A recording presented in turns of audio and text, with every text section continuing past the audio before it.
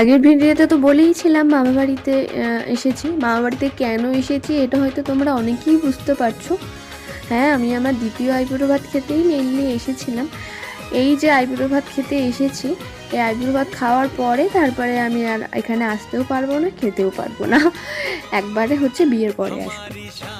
তো মামি তো সকালবেলা থেকে অনেক কিছু রান্না করেছে।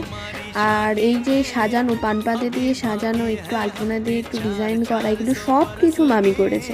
আর আমার মামি ভীষণ ভালো রান্না করে। একটা মামির কুকিং চ্যানেলও রয়েছে, তো সেটার আমি লিঙ্ক দিয়ে দেবো, সেটা অবশ্যই তোমরা ফলো করে দিও। তো এই শাড়িটাও মামাবাড়ি থেকেই মেনলি দিয়েছিল। তো তারপরে শাড়িটা পরে আমি বসে পড়েছিলাম। তারপরে একে একে দিদা, মামি, মামা, মা সবাই একে একে আশীর্বাদ করে নিয়েছে আর মিষ্টিও খাইয়ে দিচ্ছিল।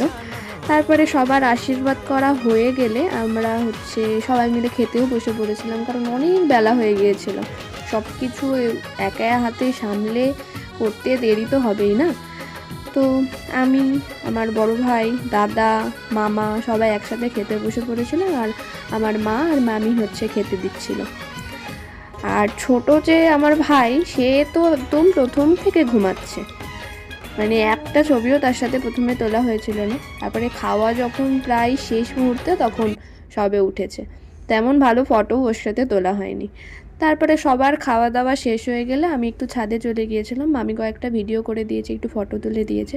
ভিডিওটা কেমন লাগলো অবশ্যই তোমরা জানিও। টাটা।